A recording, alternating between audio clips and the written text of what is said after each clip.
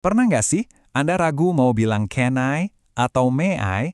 Atau mungkin bingung apa sih bedanya should sama must? Tenang, Anda nggak sendirian kok.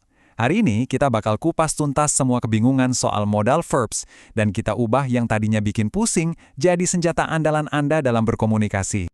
Nah, kalau Andra pernah galau sama pertanyaan-pertanyaan ini, selamat datang di klub.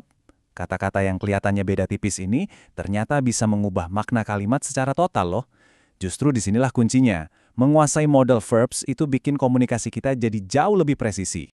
Oke, kita langsung masuk aja ya. Jadi ada 9 modal verbs utama. Tapi jangan lihat ini sebagai daftar hafalan yang bikin pusing. Anggap aja ini semacam toolkit atau kotak peralatan canggih yang bisa nambahin nuansa, kepastian, dan bahkan kesopanan dalam obrolan Anda. Yuk kita buka kotak peralatan kita. Alat pertama yang bakal kita ambil, ini fungsinya buat menyatakan kemampuan dan izin. Intinya tentang apa yang kita bisa lakukan dan apa yang kita boleh lakukan. Dua alat utama kita buat ini adalah can dan could. Keduanya ini serbaguna banget, tapi bedanya seringkali ada di waktunya. Coba kita bedah satu persatu ya. Jadi gini kan, itu punya dua tugas utama. Pertama, buat nunjukin kemampuan. Contohnya, he can ride a bike. Kedua, buat kasih izin. Misalnya, you can swim here. Oh ya, tips sedikit. Kalau mau izin yang lebih formal atau sopan, coba deh pakai may. May I come in? Itu kedengarannya jauh lebih sopan daripada can I come in. Sekarang kita ke could. Nah, could ini seringkali jadi semacam mesin waktu kita. Kata ini membawa kita ke masa lalu, buat ngomongin kemampuan yang dulu dimiliki seseorang, yang mungkin aja sekarang udah nggak bisa lagi. Oke, alat berikutnya di kotak kita ini buat ngasih nasihat dan ngomongin kewajiban. Gimana sih caranya kita menyarankan sesuatu, beda dengan memerintahkan sesuatu? Mari kita lihat. Di sini, kita punya should buat saran yang sifatnya baik, dan must buat perintah yang nggak bisa ditawar-tawar. Dua-duanya sih nyuruh kita bertindak, tapi level kekuatannya, wah beda banget. Coba deh bayangin should itu kayak teman baik yang lagi ngasih nasihat. Should itu soal ide bagus lawan ide buruk. Ini sifatnya anjuran ya, bukan sebuah keharusan. Nah, sekarang perhatikan deh kekuatan kata must. Ini bukan lagi sekedar nasihat, ini adalah aturan, sebuah kewajiban. Kalau Anda dengar kata must, itu artinya udah nggak ada lagi ruang buat negosiasi, wajib. Yang ini penting banget buat diingat.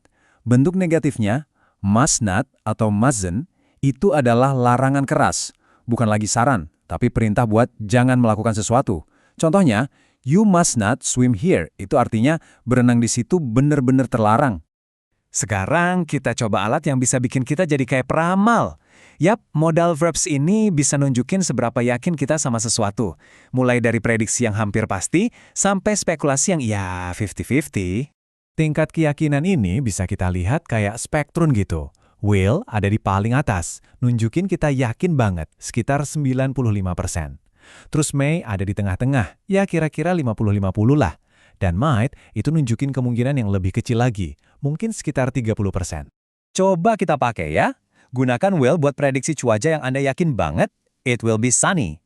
Pakai may pas peluangnya 50-50, he may come fishing. Terus pakai might buat kemungkinan yang lebih kecil. Misalnya pas Anda belum yakin sama rencana Anda, I might go to the gym later. Jadi, makin kecil kemungkinannya, kita geser dari will ke may terus ke might. Oke, setelah kita bahas fungsinya, ini dia bagian terbaiknya.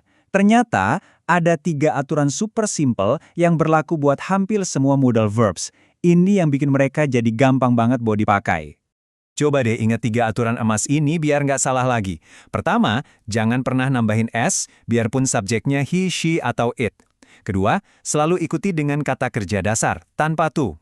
Ketiga, buat bikin kalimat negatif, tinggal tambahin not aja, yang biasanya disingkat jadi can't atau shouldn't. Simpel kan? Bikin pertanyaan juga gampang banget. Anda tinggal ambil kalimat pernyataan, terus tukar posisi subjek sama modal verbnya. Dari he can ride a bike, jadi can he ride a bike. Udah, gitu doang. Baik, teorinya cukup dulu. Sekarang waktunya kita tes sedikit pengetahuan baru Anda dengan kuis singkat. Udah siap? Oke, coba pikirin baik-baik. Kita lagi ngomongin nasihat atau anjuran yang kuat ya, bukan kewajiban yang mutlak. Kira-kira kata apa yang paling pas di sini? Tepat sekali. Jawabannya adalah should. Karena ini sifatnya nasihat, sebuah ide yang bagus untuk dilakukan. Jadi should adalah pilihan yang paling pas. Oke, tantangan kedua. Sekarang konteksnya beda nih. Ini peraturan di pesawat terbang. Ini bukan lagi sekedar saran. Jadi kata apa yang harus Anda pakai?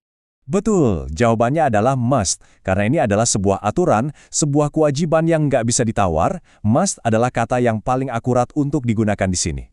Dan selesai. Cuma dalam beberapa menit, Anda udah berhasil membangun fondasi buat menguasai 9 kali modal verbs utama.